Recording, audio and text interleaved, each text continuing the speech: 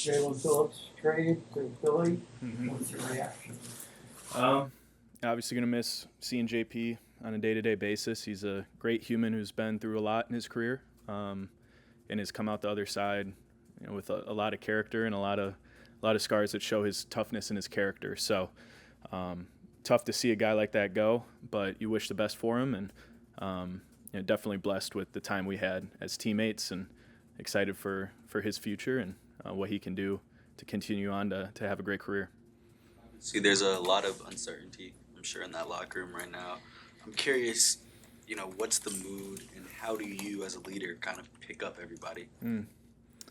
Yeah, I was just having a conversation on the way up here. Like, you don't want false positivity, right? Like, I don't think that helps anything. But I do think there's a skill to find beauty in our struggle and encouraging guys that have been playing well, and making sure to emphasize those points and seeing, kind of widening your scope, right? A lot of us, when adverse times hit, when the results aren't happening, you kind of dial your focus into your job, what you can control. And I think as a leader, the challenge is acknowledging the people that are doing a great job and making sure you're encouraging and bringing them along, leading by example as well. And then being bold and convicted in things that you don't want to see anymore, and having the courage to speak up on that, and holding everybody accountable to that standard. So I think it's those three things that, as leaders, it falls on us to execute. And I think that's kind of the formula we have to find again.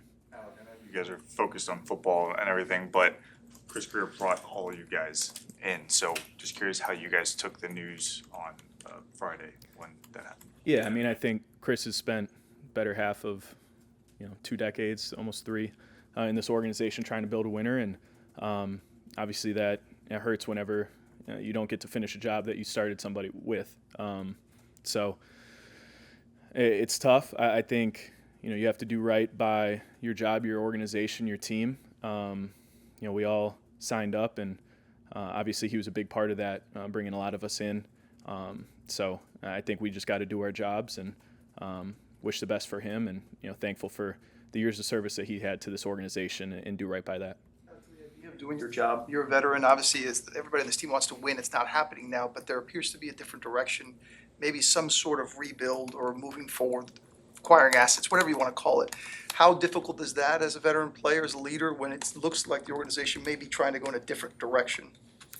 Yeah, so this past weekend, I think I did a lot of reflection on that, right? When the results aren't there. And I brought my off-season goal sheet with me just so I can recall this a little bit. But when we all set goals, it's like what you want to accomplish, right? What you want the season to be like individually, unit, team. And when that isn't happening, I think you really have to focus in on the how. Like, how are you doing your job? What are the controllables that you can control every single day? And so I took all my goals, I looked at them, like the what isn't, the results aren't speaking for themselves right now, but how I show up consistently, that's something I can control. That's something you can lead by example with. That's something that you can challenge people with. And when you're 2-7 and there's a lot of noise, and those doubts can creep in from the outside, being able to solidify your why you do things, I think is that extra motivator, that burn, that desire, your purpose. I think that allows for you to show up to work every single day, to give your best effort. We signed contracts as professionals, right? This goal sheet is kind of like a contract to a kind of inspired us all to kind of sign that contract and not renegotiate with yourself regardless of the results, right? So if you've committed to some sort of controllables, you sign your name at the bottom. That's a commitment you made to yourself. That's a contract you made for your team, for your organization, and I don't think you can renegotiate because the results aren't there. And I think if anything, if the results aren't there, you got to find a way to improve on the how, improve on the why, so that the what will come. Like, how in this day and age of free agency and all that, how tough is it to find a lot of guys with that mentality on one team? I think everyone has it in them. It's just what brings it out of you.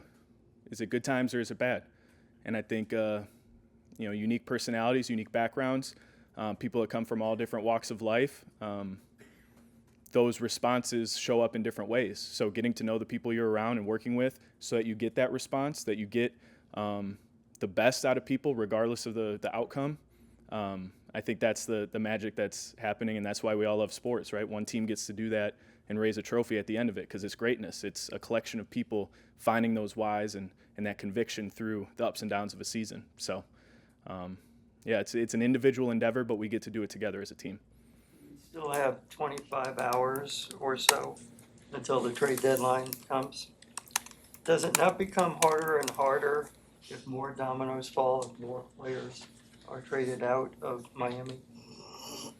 What do you mean, like harder and harder? Harder and harder to live up to that contract you were talking about.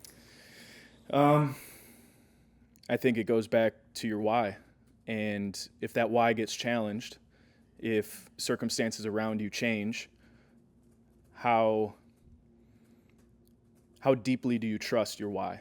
How deeply do you trust your purpose? How deeply do you trust yourself to give your very best? Like, it never made sense to me when results don't happen to all of a sudden try less hard because, you know, it might make me feel a little bit better, it might protect my ego from shying away. Like, I'd rather a million times over again go all in, find a new way, be the only person that believes in something and look like an idiot. But at the end of the day, if I fall short because my best wasn't good enough, like, there's no regrets in that. And I think, you know, regardless of the circumstance, if you have a solidified purpose and why you show up to work every single day, that's the motivation and discipline that you need to give your best effort and give everything you have to the people around you go to work with every day. Was there any overlap with you and Champ in Vegas? I think he came in maybe like a month or two before you signed here. Very briefly, yeah.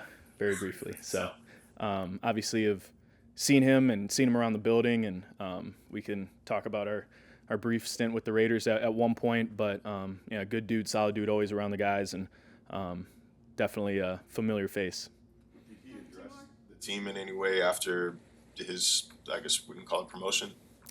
No, I think it's been a weekend of reflection and getting the body right, getting a little extra work in, a little extra tape on these bills, and you know, I think that's what a lot of guys did to make sure that we're taking these body blows and making them purposeful, and so yeah, I haven't had anything like that.